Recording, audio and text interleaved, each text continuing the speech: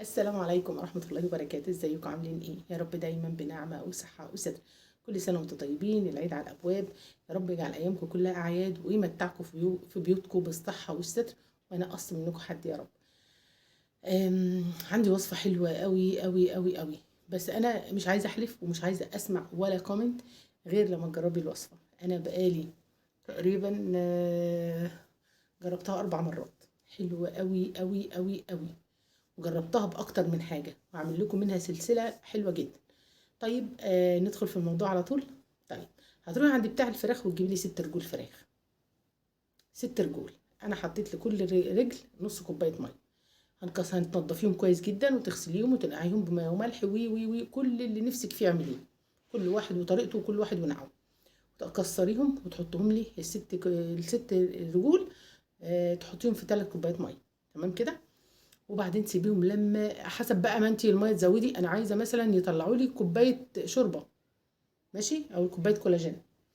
هتنك تسوي فيهم لحد ما تحسي ان العظم ده سلت، اللحم سلت من العظم وبقى كلها في بعضها هريسه بمعنى اصح. معلش هتتعبي شويه، هتشيلي لي بقى تكوني حاطه معاها ايه بقى؟ 5 6 فصوص قرنفل. معلقه كركديه مطحون. تمام كده. معلقه زر ورد. عارفين زر الورد؟ زر الورد برضو من عند العطار. هتلاقي الخليط اللي هيطلع ده هيبقى لونه احمر وردي كده او بينك. هتسيبيهم لحد ما يستووا تماما تماما تماما، وبعدين تفصصيهم وبعدين تضربيهم في الخلاط وبعدين تصفيهم. هيطلع عندك كولاجين خام طبيعي. انا بقولك الاضافات اللي عليه دي عشان الروايح. هتاخدي منه اولا، هتاخدي نص الكميه عشان نعمل منها كريم، ونص الكميه تانية هتحطيها مكعبات تمرريها على بشرتك كل يوم. اللي احنا هناخده نعمل منه الكريم. هتجيبي لي هي بقت نص كوبايه، هي بقى صغيره. هتجيبي لي 3 معالق كريم مرطب، كريم البنسينول مثلا وليكن، او ريتش بنسينول. وتجيبي لي كبسولتين فيتامين اي ومعلقه جل صبار. تقلبيهم كويس جدا جدا جدا. تمام. وكل ليله بالليل على بشره نظيفه تفردي لي تغطي لي بشرتك بيه. تسيبيه لحد ما ينشف تماما ووشك يعضم. عارفه يعني ايه عضم؟ يعني ما تعرفيش تتكلمي. شفتي انت لما بتاكلي كوارع، مش راضيه اقول لكم كوارع والله، وتحسي ان هي لازقه فيكي وملبشه ومش عارفه تغسلي ايديكي؟ هتيجي تشيليها ازاي؟ بقطنه بميه دافيه وتمسحي بشرتك لحد ما تنضفيها. وبعد كده تشطفيها بميه بارده، تقفلي المسام. وبعد كده تحطي كريمك المرطب. تحطي بقى على وشك وعلى ايديكي وعلى رقبتك.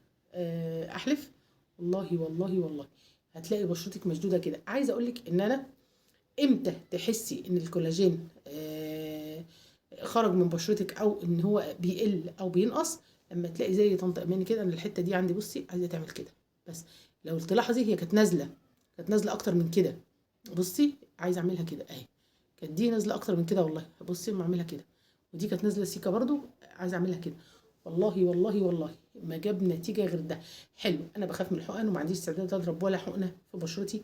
بس حلو جدا جدا جدا، ولو جربتيه للرقبه وللايدين ولا اروع. ولا اروع. بجرب عليه كمان زيت الخميره وزيت لبان الذكر وهقول لك النتيجه. حلو جدا جدا جدا. وبالنسبه للمنطقه دي والله والله شدها خالص خالص. بصي انا بوزعه بطريقه معينه، يعني بايدي، باخد بايدي كده وبعمل كده.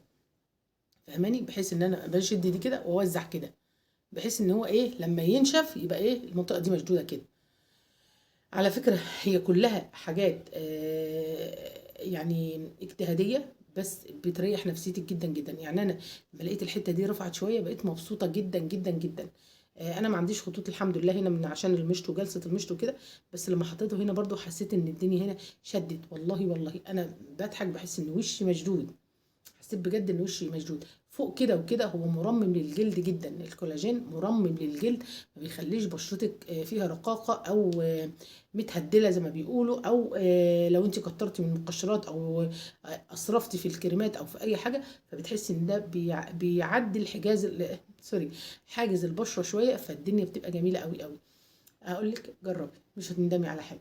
واحنا جايين داخلين على العيد كمان لسه هقول لك على حاجه بالنخاع. ماسك النخاع ده ولا اروع. ولا اروع. وداخلين على العيد كمان هقول لك على ماسك المراره لازاله الشعر نهائيا، وبيخلي بشرتك مشدوده وقمر. قمر، بس يكون من عند جزار ثقه، وتقولي ان انت عايزه مراره الله يعزك خروف او ذبيحه، وجربي. اعملي سبسكرايب للقناه عشان الفيديوهات اللي جايه حلوه قوي قوي قوي وهتفيدك كتير. واشوفكم على خير، وكل سنه وانتم طيبين. يلا بينا.